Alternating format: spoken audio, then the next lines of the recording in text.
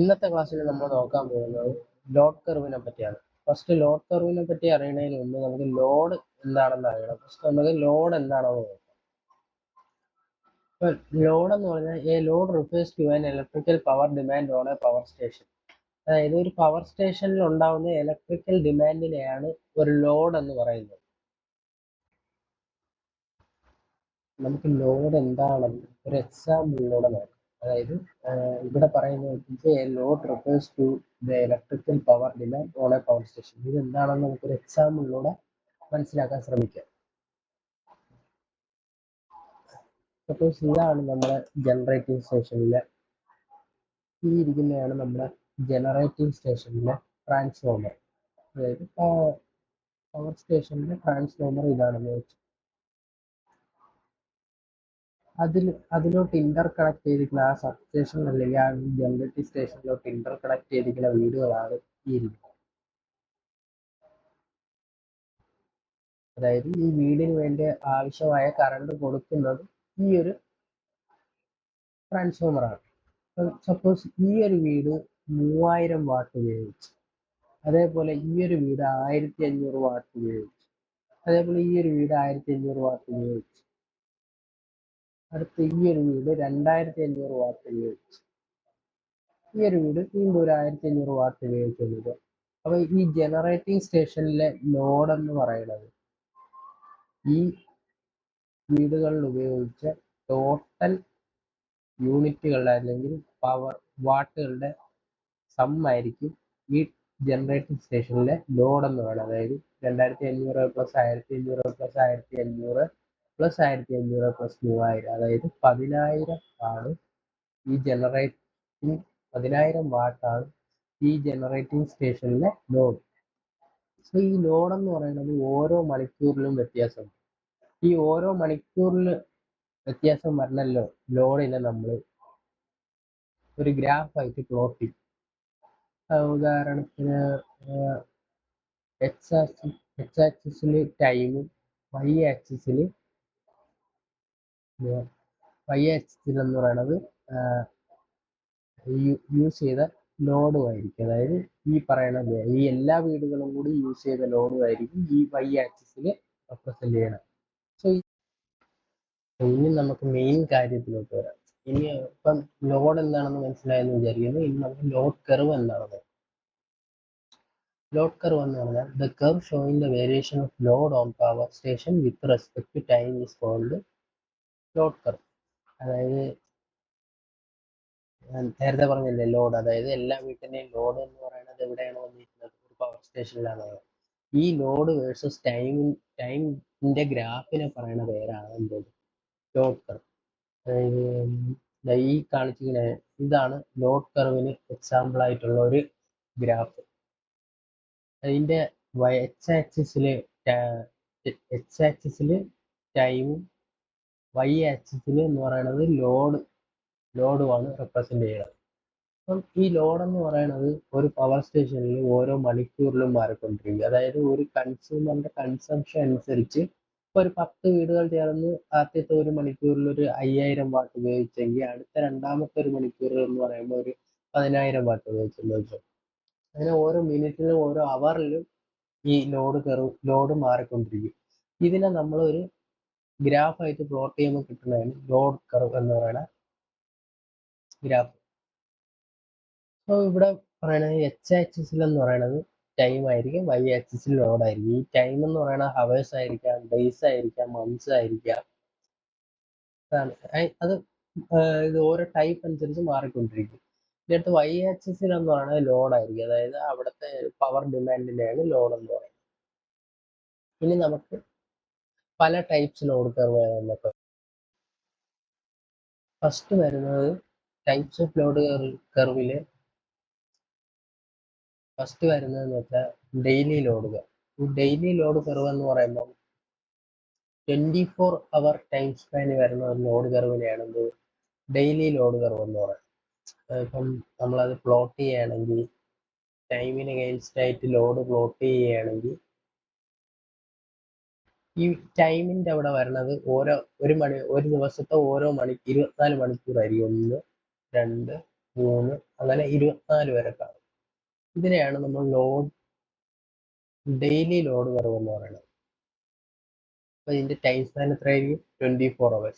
അപ്പൊ ഇത് വെച്ച് നമുക്ക് കണ്ടുപിടിക്കാൻ പറ്റുന്നത് വെച്ചാൽ ഒരു ദിവസത്തെ ഏറ്റവും പീക്ക് ലോഡ് അല്ലെങ്കിൽ മിനിമം ലോഡ് എവിടെയാണ് വരണതെന്ന് നമുക്ക് കണ്ടുപിടിക്കാം. ഉദാഹരണത്തിന് ഇപ്പോൾ പറയുകയാണെങ്കിൽ വൈകിട്ട് 6 മണി കഴിയുമ്പോഴായിരിക്കും എന്നത് ലോഡ് കൂടുതൽ. കാരണം എന്ന് പറഞ്ഞാൽ ലൈറ്റും ഫാനും ഒക്കെ കൂടുതൽ ഉപയോഗിക്കുന്നത് വൈകിട്ട് 6 മണിക്ക് ശേഷമായിരിക്കും. അതേപോലെ ലോഡ് കുറവായിരിക്കണമെന്ന് വെച്ചാൽ രാത്രി ഒരു 12 മണിക്ക് ശേഷം ലോഡ് കുറവായിരിക്കും. കാരണം എന്ന് പറഞ്ഞാൽ ലൈറ്റ് എല്ലാം ഓഫ് ചെയ്തിട്ട് ആളുകൾ കിടക്കുന്ന സമയമായതുകൊണ്ടാണ് രാത്രി ലോഡ് കുറവ്. അതേപോലെ അടുത്ത് വരുന്നത് വീക്ക്ലി അല്ലെങ്കിൽ മന്ത്ലി ലോഡ് കർവ്.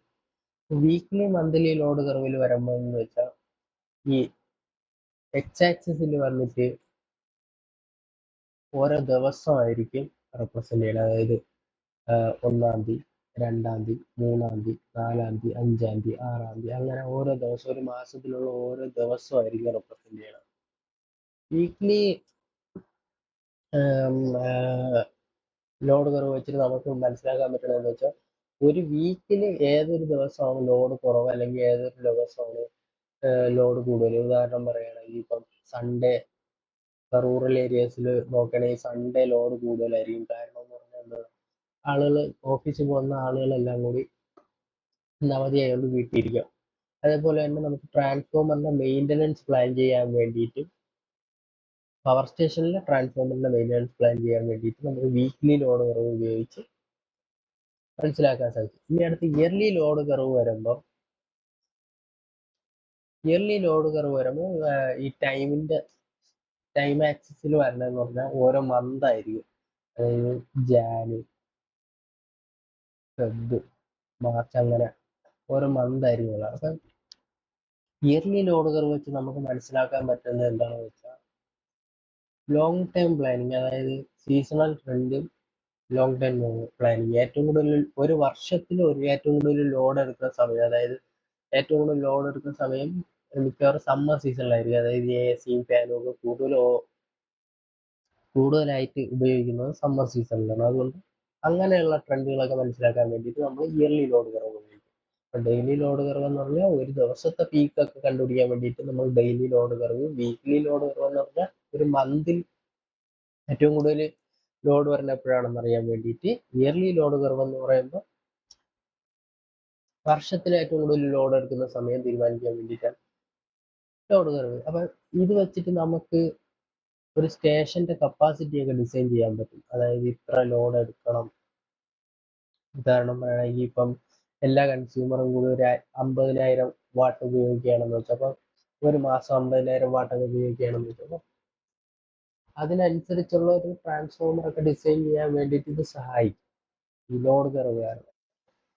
ഇനി നമുക്കൊരു എക്സാമ്പിൾ വെച്ച് ഒരു ലോഡ് കർവ് എങ്ങനെയാണ് വരയ്ക്കണതെന്ന് നമുക്ക് നോക്കാം. നമ്മളിവിടെ ഒരു ഗ്രാഫ് എടുത്തിട്ടുണ്ട്. അതായത് ലോഡ് ഇൻ മെഗാവാട്ട് വേഴ്സസ് അവർ. അതായത് ഈ കാണിച്ചിരിക്കുന്ന 12, 2, 3, 4 എന്ന് പറയുന്നത് 24 hours ഓരോ മണിക്കൂറാണ്. അപ്പം ഫസ്റ്റ് എന്ന് പറയുന്നത് 12 AM to 5 AM. 12 AM to 5 AM എന്ന് പറയുന്നത് ലോഡ് വളരെ കുറവായിരിക്കും. അതിന് കാരണം എന്ന് പറഞ്ഞാൽ രാവിലെ 12 to രാവിലെ 5 AM ലോഡ് വളരെ കുറവായിരിക്കും. കാരണം എന്ന് പറഞ്ഞാൽ ആ സമയത്ത് പീപ്പിളൊക്കെ ഉറക്കമായിരിക്കും. ആ സമയത്ത് ലോഡ് വളരെ കുറവ്. ഒരു 6 മണിക്ക് ആയതിനു ശേഷം എന്ന് വെച്ചാൽ ലോഡ് ഇൻക്രീസ് ആവുക. അതായത് വീട്ടുകാരൊക്കെ എണീച്ച് ഓരോ അപ്ലയൻസസ് ഒക്കെ ഓണാക്കാൻ തുടങ്ങും. ആ സമയത്ത് ലോഡ് ഒന്ന് 6 to 9 എന്ന് പറയുന്ന ഒരു പീക്ക് കുറച്ച് ഇൻക്രീസ് ചെയ്യാൻ തുടങ്ങും. അത് കഴിഞ്ഞ് 9 മണി കഴിഞ്ഞ് ഒരു 10 to 4 എന്ന് പറയുന്ന മീഡിയം ലോഡ്. അതായത് 9 മണിക്ക് ശേഷം ആളുകൾ എന്ത് ചെയ്യും, ഓഫീസിലോട്ടൊക്കെ പോയി കഴിയുമ്പോൾ അവിടെ എന്താ ഒരു മീഡിയം ലോഡായിരിക്കും. പിന്നെ 4 മണി വരെ എന്ന് പറഞ്ഞാൽ ഒരു കോൺസ്റ്റന്റ് മീഡിയം ലോഡ്, കുറച്ച് ആളുകളെ ആ വീട്ടിലൊക്കെ കാണുള്ളൂ. പിന്നെ അടുത്ത 5 to 9 എന്ന് പറയുന്നത് പീക്ക് ആയിരിക്കും. കാരണം എന്ന് പറഞ്ഞാൽ രാത്രി സമയമായിരിക്കും. പിന്നെ പീക്ക് ലോഡാണ്, നല്ല ലോഡ് കയറും. ആ സമയം എന്ന് പറയുന്നത് എസിയും അങ്ങനെയുള്ള വലിയ ലൈറ്റും ഒക്കെ ഓൺ ആക്കുന്ന കാരണമാണ് പീക്ക് ടൈമിൽ ലോഡ് കയറാൻ പറ്റും. പിന്നെ ഒരു 10 to 12 10-12 ആകുമ്പോൾ ലോഡ് വീണ്ടും കുറയും. കാരണം എന്താ, വീണ്ടും ആളുകൾ ലൈറ്റൊക്കെ ഓഫ് ചെയ്ത് സ്ലീപ്പ് ചെയ്യാൻ പോണം, ഉറങ്ങാൻ പോണം. അങ്ങനെയാണ് ലോഡ് കുറയുന്നത്. ഇതാണ് ഒരു ലോഡ് കർവ് വരയ്ക്കുന്നത്.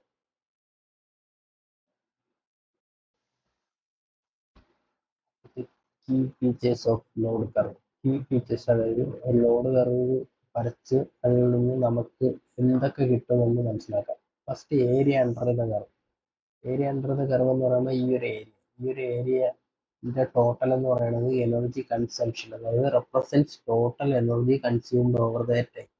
അതായത് ഇത് ഇത്രയെന്ന് പറയുന്നത് 12:2 കൺസംഷൻ ആയിരിക്കും. ഇത് ടോട്ടൽ എന്ന് പറയുന്നത് മിഡ് നൈറ്റ്, അതായത് രാത്രി 12 തൊട്ട് വീണ്ടും രാത്രി 24 hours നടന്ന കൺസംഷൻ ആയിരിക്കും ഈ ഏരിയ അണ്ടറിൽ വരുന്നത്. ഇനി അടുത്തെന്ന് പറയുന്നത് പീക്ക് ലോഡ്. പീക്ക് ലോഡ് എന്ന് പറയുന്നത് ഇതിലെ ഹയസ്റ്റ് പോയിന്റ് ആയിരിക്കും. പീക്ക് ലോഡ് എന്ന് പറഞ്ഞാൽ ഏറ്റവും കൂടുതൽ ഉപയോഗിച്ച load, maximum demand at any time on the curve. ഏറ്റവും കൂടുതൽ കൺസംഷൻ നടന്ന load. The maximum demand at any time on the curve helps plan for maximum capacity need.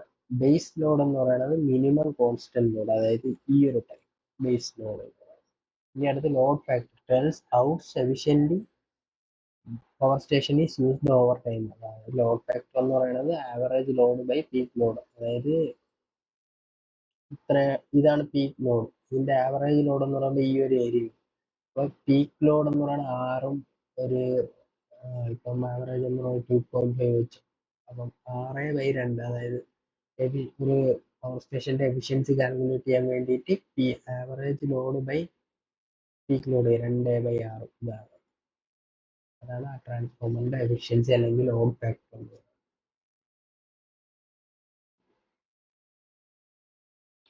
എന്തിനാണ് ലോഡ് കർവ് ഇമ്പോർട്ടൻ്റ് ആയിട്ട്? To avoid power shortages or blackouts. പിന്നെ അടുത്ത് to schedule power plants efficiently, to plan tariffs, to help in grid stability and energy. Just വായിച്ചു വെച്ചാൽ മതി, ബാക്കി പറഞ്ഞാണ് important ആയിട്ടുള്ളത്.